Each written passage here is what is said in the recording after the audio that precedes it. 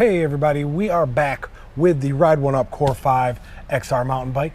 Yeah guys, we thought we would give you a 50-mile update. We got to put a few miles on this, kind of find things we like, things we don't like, or maybe some recommendations for the company in the future. So hopefully you guys can check out this video and it might help you decide whether or not you want to go with the Ride1up or if maybe a better or another electric bike would be better suited for what you're looking for. So this is kind of for you guys. So I mean, we can hop in if you'd like. Yeah, let's do it. Let's start with a couple pros, things we like about it. Okay, well, first thing I really like about this thing is lightweight. I mean, I have the battery in here, which is a very good portion of the weight right now, but like weight-wise, I mean, yeah, it's very good, which has so many benefits. It's more agile. It's easier to kind of move around. So, I mean, that's a plus in itself. And having it be lightweight makes the braking really solid. For mechanical brakes, this thing stops like on a dime. And it rides kind of like a normal mountain bike. Without not thinking about electric, it rides like a regular mountain bike, even with no power. Exactly. I mean, we've driven a few different types of electric bikes, and a lot of them are a bit heavier. So if you didn't have the battery in, or if you weren't using pedal assist or actual throttle, actually just biking in the gears, it can be pretty tough. Like, it just doesn't want to move a lot. With this weight here, I can keep this off completely, or I can just not have a pedal assist or a throttle assist and just leave the screen on to see how fast I'm going. And I still just feel like I'm on a regular bike. Like, gear's good, weight, it's not overly heavy. I can move, so. Right, we got a couple more positives. Let's give you a couple of the negatives, or I don't know if you call them negatives. They're in their own class, but. Oh, things to consider just right off the start. Yeah, the cons for us, or things we'd like to see added or changed. Okay, well. The first and main, you might see from our previous video what looks different. We mentioned it too. That would be the seat. Yeah. You definitely, when you get this bike, or pretty much any bike most of the time, just upgrade the seat. That should be the first thing. One thing that we have on here that's a little bit additional rather than just a new seat is the suspension seat.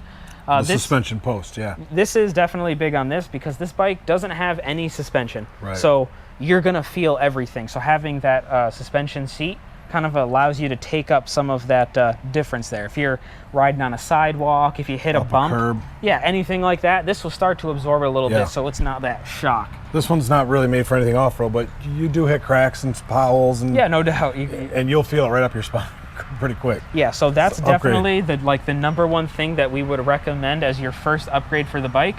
And what's cool too is if you already have an older bike with a seat that you like, it's so easy to just put the seat onto the new bike. It's usually never a problem. Yeah, it has the same size post as some of the other ones.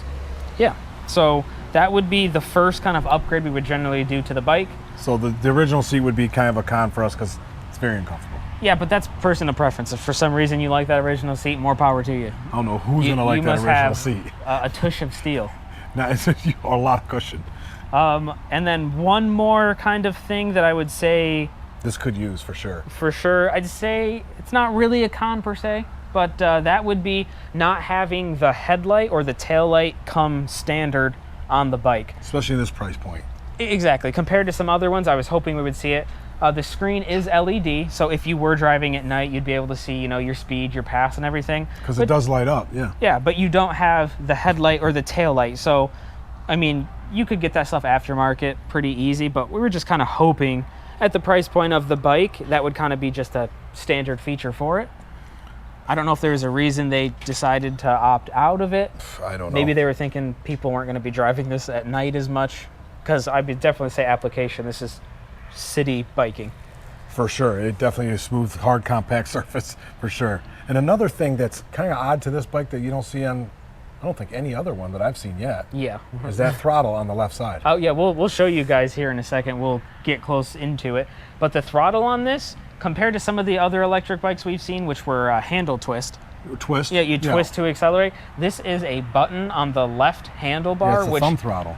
The thumb throttle, a little bit strange. I mean, you can adjust to it pretty easy. Yeah. Four-wheelers have, you know, like... snowmobiles. Yeah, so it's not like foreign, like we were used to that. It's just being on the left handle is a bit weird. Every four-wheeler we've been on, it's always been on the right.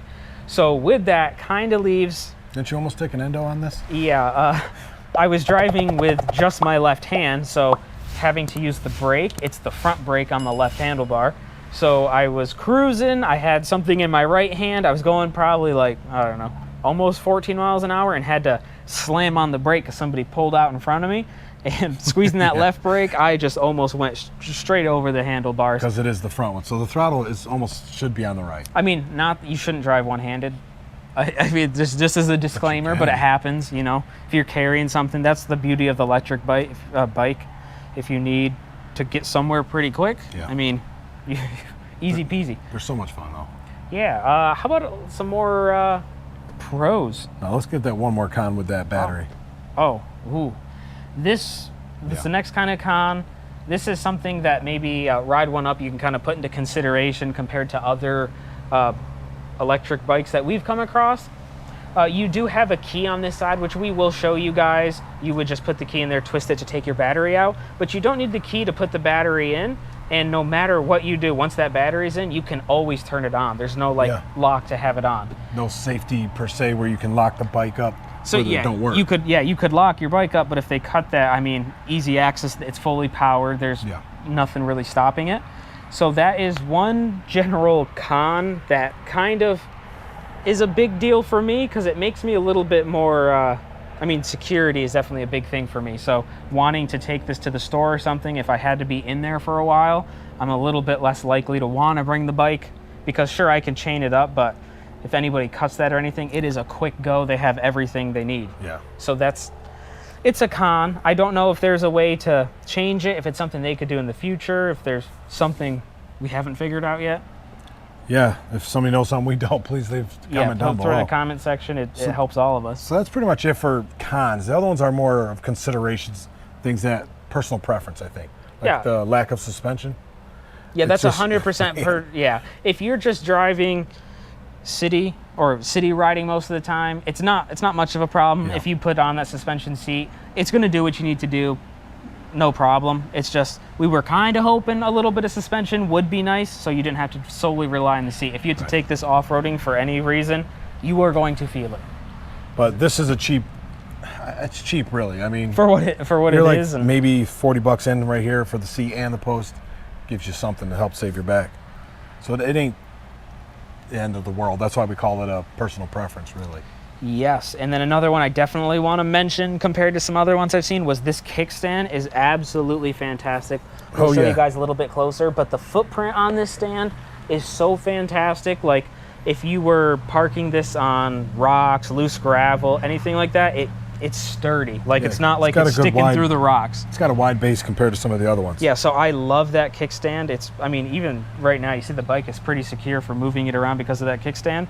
Right. So that is definitely a big plus for me. I love that they made the footprint so big on that kickstand. So that's a good thing. Second, or another thing would be that key placement. But what's weird about that is you don't need the key. Yeah, pretty much. Take the battery out. So the placement is almost useless in a sense. Yeah, I mean, comparing to some other bikes that we've seen, what is it, Electric? Electric has the key underneath. Which that's a pain. Yeah, so you actually have to, I mean, unless you feel for it, you want to go down there, look. I mean, it kind of keeps I think their new one, though, they relocated a little bit. Oh, well, I mean, that's good. Well, that's good then. So they're probably taking some feedback because it was a little bit strange on the bottom. But this one here's... The position's fantastic. Right. It's so easy to put the key in there. There's no reaching around, feeling around, reaching underneath. Like, perfect position for the key. So very happy with that, at least to take the battery out. You only needed to take the battery out. So it's not there when you use it. That's kind of plays into what we were saying about no shut off for the battery or for it. It just runs all the time. Yeah, so I mean, with that lock, we'll get to the battery placement. I love the battery placement on this bike. Just seamless. Yeah, exactly. Like it's almost hard to tell it's an electric bike, which is kind of a plus. It looks exactly like a mountain bike. Take this out of here. I love the battery just in general. It's clean. It's a good design. Yeah, it's good design, and having it just go right into the frame like this it's so quick and easy to put the battery in that I don't know, it's just fantastic. I just like that it just looks like a regular mountain bike almost. It makes it less like people don't immediately know that's an electric bike. Right, you'd have to kind of get to it a little bit. Yeah, so that's definitely a plus. I mean, it's just a perfect spot for a battery. And like I said too, like we mentioned earlier with the brakes, being the mechanical disc brakes, with this light of a bike, they're more than adequate. I mean, you can lock these right up. Oh yeah, with the weight and everything like that. So you really don't need anything better than what's on here. Oh, let's go. I mean, one last thing I definitely wanted to talk about was the screen for the speed. It's very intuitive. Is it intuitive or is that too hard? I don't know. It's a good user interface. Yeah, it's very simple. 3 buttons: power, pass, up, down.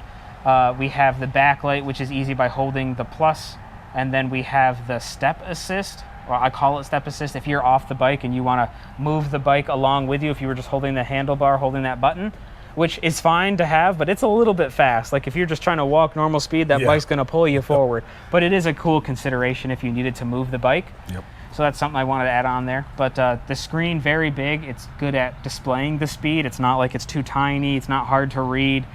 And then you also can adjust things like the trip specific distance, the overall mileage, the time. You can look at the power produced. Or not produced, the power used. So overall, I like the screen too. It's not big, obnoxious. It's kind of just there hidden. Another thing I miss from the other bikes on this one is the cruise. Oh, yeah. It doesn't have any cruise, so you find yourself looking for it. You didn't realize how much you would use it. Yes. Until you don't have it. So that would be nice to have cruise, I think. So that's something possibly they can look into in the future, or maybe a different type of bike. Or if eventually Ride1up wants to produce a bike that's a little bit more off-roady, that would definitely be cool. Yeah. I mean, I would definitely recommend cruise on even a bike like this.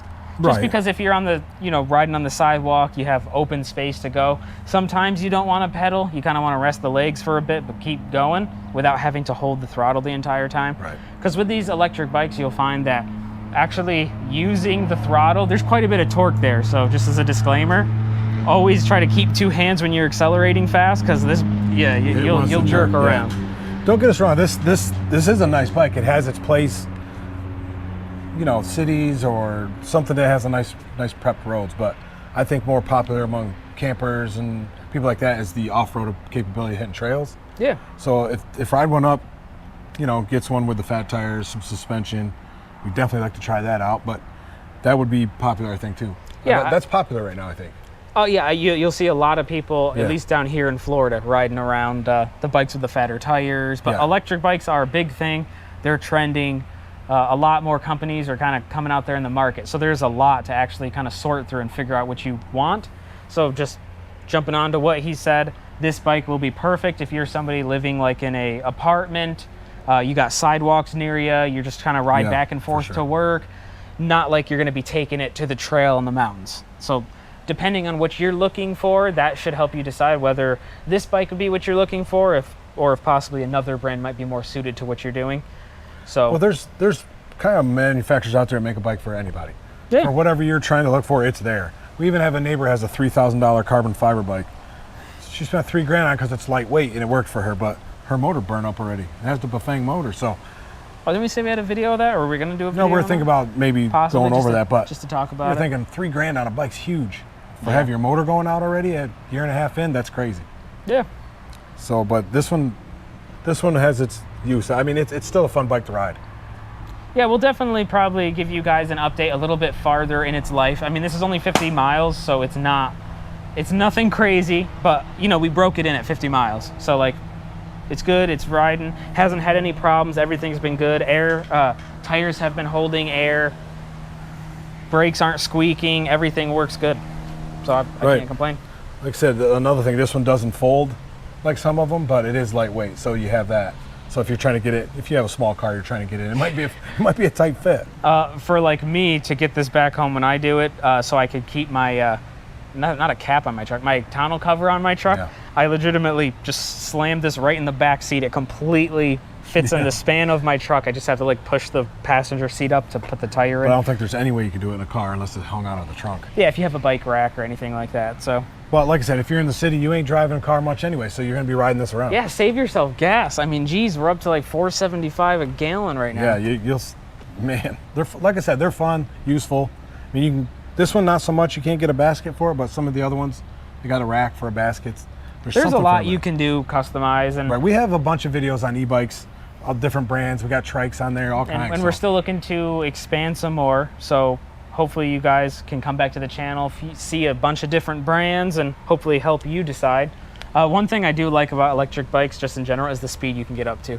I know, it's crazy. I'm in max pass on this one, pedaling as hard as I can. We're getting close to 30. Yeah, that's So it more just than feels enough. cool to be on a bike and just be cruising 30. You're like, yeah, I'm getting places. Especially when a car is passing you, but they're passing you at 30, but barely passing you. It's just a weird feeling. You're like, wow, I'm cruising. It goes unsaid, but don't forget to wear your helmet. Oh, always wear the helmet. Especially at 30. It might feel like a regular bike, but you're going a lot faster. Any little movement, you're gonna have a problem. So I think that wraps up this video. I hope you guys enjoyed some of the footage, kind of us highlighting some of these pros, Features. cons, things we like, features of the bike. If you got any questions on this bike or any other ones we feature on our videos, hit us up down in the comment section. We'll get back to them. If you like the video, please give it a thumbs up. If you haven't already, subscribe to the channel.